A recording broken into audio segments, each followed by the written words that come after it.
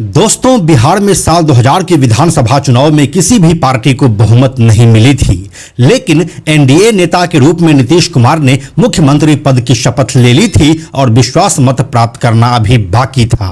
जब राज्यपाल विनोद चंद्र पांडे ने नीतीश कुमार को सरकार बनाने के लिए आमंत्रित किया, उस समय मामला लगभग बराबर का था। इस समय बिहार और झारखंड एक ही था और यहाँ के विधानसभा में कुल 324 सीटें थी। चुनावी नतीजे के बाद एनडीए के पास 151 विधायकों का समर्थन था, जबकि लालू यादव के नेतृत्व वाले गठबंधन के साथ 159 विधायक थे। बहुमत के लिए 163 का आंकड़ा चाहिए था और मुकाबला बेहद करीबी था। यहां से अब सत्ता उसी को मिलनी थी जिसे साम दाम दंड और भेद में महारत हासिल हो। उस समय बिहार की राजनीति किसी सस्पेंस फिल्म की पटकथा की तरह आगे बढ़ रही थी। कभी लगता कि नीतीश कुमार बहुमत जुटा लेंगे, तो कभी लगता कि अब बाजी लालू यादव के हाथ में फिर से आ जाएगी।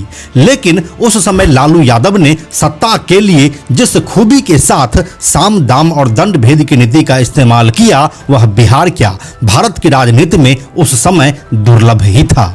लालू यादव की शतरंजी चाल और उनके लाडले बाहुबली नेता मोहम्मद शहाबुद्दीन के आतंक ने फाइनली एनडीए को बहुमत का आंकड़ा जुटाने से रोक दिया। नीतीश कुमार को 7 दिनों के बाद ही मुख्यमंत्री पद से इस्तीफा देना पड़ा। लेकिन कैसे और किस परिस्थिति में ये सब घटित हुआ था, आइए आपको बताते हैं। साल 2000 में हुए बिहार विधानसभा चुनाव की एक दिलचस्प कहानी आज के इस वीडियो में। हेलो एंड नमस्कार, मेरा नाम है प्रशांत और आप देख रहे हैं बेजोड़जोड़ा.com का यूट्यूब चैनल। दोस्तों, बिहार विधानसभा चुनाव के इतिहास में आखिरी बार साल 1995 में ऐसा हुआ था कि किसी पार्टी को बहुमत मिला हो। उसके बाद से अभी तक ऐसा नहीं हुआ है।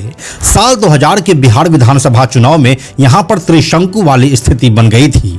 किसी भी पार्टी को पूर्ण बहुमत नहीं मिला था। इस बार यहां पर कुल 324 सीटों पर चुनाव हुए, जिसमें 124 सीटें जीतकर आरजेडी सबसे बड़ी पार्टी बनी।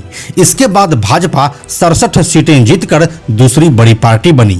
उस समय नीतीश कुमार की समता पार्टी और जदयू अलग अलग थे, जिसमें समता पार्टी को 34 और जदयू को 21 सीटें मिली थी। इसके बाद बसपा को 5 और भाकपा माले को 6 सीटें मिली थी। साल 1999 में हुए लोकसभा चुनाव में हार के बाद कांग्रेस और राजद में गठबंधन टूट गया था। कांग्रेस का मानना था कि लालू यादव के चारा घोटाला में आरोपी होने के कारण उसे नुकसान उठाना पड़ा। इसीलिए साल 2000 का विधानसभा चुनाव कांग्रेस ने राजद के कुशासन के खिलाफ अकेले ही लड़ा था। कांग्रेस ने सभी 324 सीटों पर अपने उम्मीदवार उतारे थे, लेकिन जीत मिली सिर्फ 23 सीटों पर। इसके बाद 20 ऐसे भी विधायक जीतकर आए जो निर्दलीय थे। तो चुनावी परिणाम आने के बाद अब बहुमत के लिए 163 का आंकड़ा चाहिए था। लालू यादव इधर अपने बहुमत जुटाने में लगे थे और उधर नीतीश कुमार ने 3 मार्च 2000 को पहली बार बिहार के मुख्यमंत्री के रूप में शपथ ले लिया। जब नीतीश कुमार मुख्यमंत्री बन गए तो लालू यादव 2 मोर्चों पर काम करने लगे। पहला ये कि किसी तरह 39 विधायकों का समर्थन जुटाकर वह पूर्ण बहुमत हासिल कर ले, क्योंकि लालू यादव के पास अपने खुद के 124 विधायक पहले से ही थे। और दूसरा ये कि कैसे भी हो नीतीश कुमार 163 का आंकड़ा नहीं जुटा पाए। लालू यादव को सबसे पहले कांग्रेस को मनाना था, क्योंकि उसके 23 विधायक थे। कांग्रेस नेतृत्व लालू यादव को समर्थन देने के मूड में नहीं था, क्योंकि उसने लालू के जंगल राज के खिलाफ चुनाव लड़ा था। लेकिन लालू यादव ने अपनी राजनीतिक उठापटक से सोनिया गांधी को समर्थन के लिए मना लिया। दूसरी तरफ कांग्रेस के विधायक आला कमान के इस फैसले से नाखुश हो गए। वे लालू यादव के साथ नहीं जाना चाहते थे। नाखुशी ऐसी हो गई कि कई कांग्रेस विधायक पार्टी छोड़ने की सोचने लगे थे। इसीलिए अब लालू यादव के लिए सबसे बड़ी चुनौती ये हो गई कि कांग्रेस के 23 विधायकों को कैसे एकजुट और सुरक्षित रखा जाए। कोई टूट या पाला बदल न हो, इसे लालू यादव को रोकना ही था। इसके बाद क्या होता है कि उस समय 20 विधायक ऐसे थे जो निर्दलीय थे। उनमें से अधिकतर बाहुबली छवि के थे और जाति से सवर्ण थे, जो लालू यादव के साथ आसानी से नहीं जा सकते थे। बाहुबली नेता के रूप में सूरजभान सिंह मोकामा से, धूमल सिंह बनियापुर से, मुन्ना शुक्ला लालगंज से और राजन तिवारी गोविंदगंज से विधायक बने थे।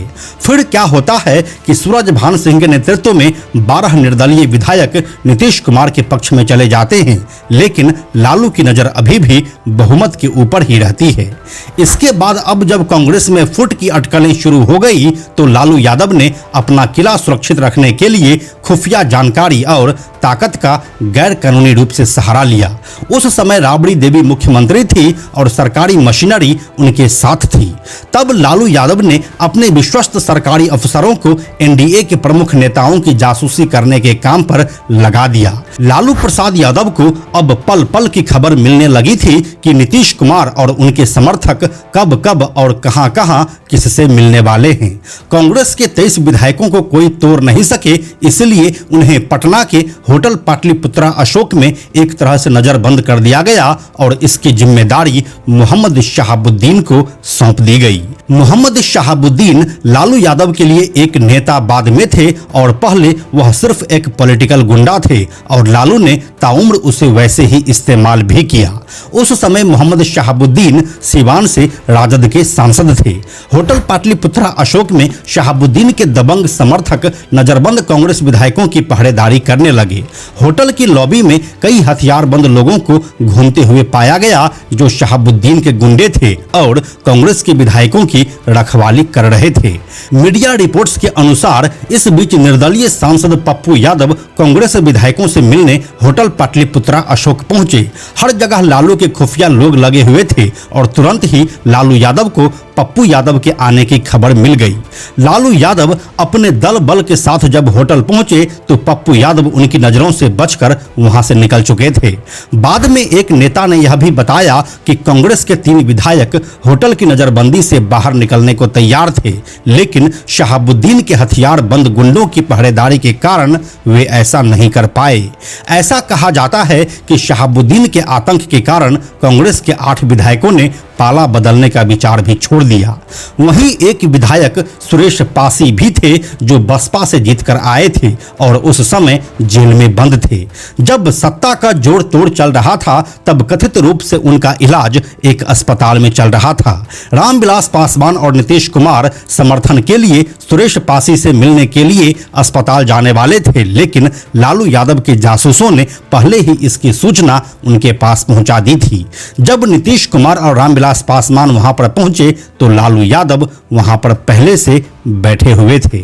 अगर मीडिया रिपोर्ट्स की माने तो एक निर्दलीय विधायक ने अपना समर्थन देने की एवज में एनडीए से 80 लाख रुपए की मांग रखी। फिर वह 50 लाख तक भी तैयार हो गया, लेकिन एनडीए के नेताओं ने और कम करने को कहा, जिससे यह डील टूट गई। एक विधायक ने सिंचाई विभाग की मांग रख दी और एनडीए ने इसे भी नहीं माना। आखिरकार एनडीए अपनी गलतियों और लालू यादव की गहरी चाल के सामने पस्त हो गया और 7 दिनों के बाद ही 8 मार्च 2000 को नीतीश कुमार को मुख्यमंत्री पद से इस्तीफा देना पड़ा। दोस्तों, आज के समय में जो लोग भाजपा या अमित शाह को हॉर्स ट्रेडिंग का मास्टरमाइंड बता रहे हैं, वो शायद ये नहीं जानते कि लालू यादव बिहार में यह खेल 90 के दशक में ही खेल चुके थे, जहां पर शहाबुद्दीन जैसे अपराधी उसके लाडले हुआ करते थे। लालू प्रसाद यादव ने उसी समय यह साबित कर दिया था कि सत्ता के लिए किया गया कोई भी काम गलत नहीं होता है और आज यही लालू के लोग अमित शाह और भाजपा को कोसते नहीं थक रहे हैं। 90 के बिहार का हाल ही कुछ ऐसा था कि यह अपराध जंगल राज और लालू का पर्याय बन गया था। तो दोस्तों, यही थी नीतीश कुमार के पहली बार मुख्यमंत्री बनने और लालू यादव की गहरी चाल की पूरी कहानी।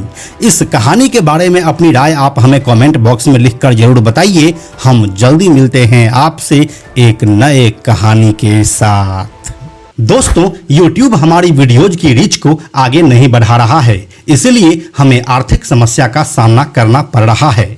अगर आपको बेजोड़ जोड़ा के वीडियोज से कुछ अच्छा जानने और सीखने को मिलता है तो कृपया हमें आर्थिक सहायता दें, जिससे कि यह जानकारी आपको आगे भी मिलता रहे। आप हमें 100, 200, 500 या फिर 1000 रुपये से भी अपना समर्थन दे सकते हैं, जिससे कि हम नए नए कहानियों पर लगातार काम करते रहें। आपके सहयोग के लिए धन्यवाद। साथ में हम आपको यह भी बताते चलें कि आप में से 97% ऐसे लोग हैं जो हमारे वीडियोस को देखते तो हैं लेकिन हमारे चैनल को सब्सक्राइब नहीं करते हैं।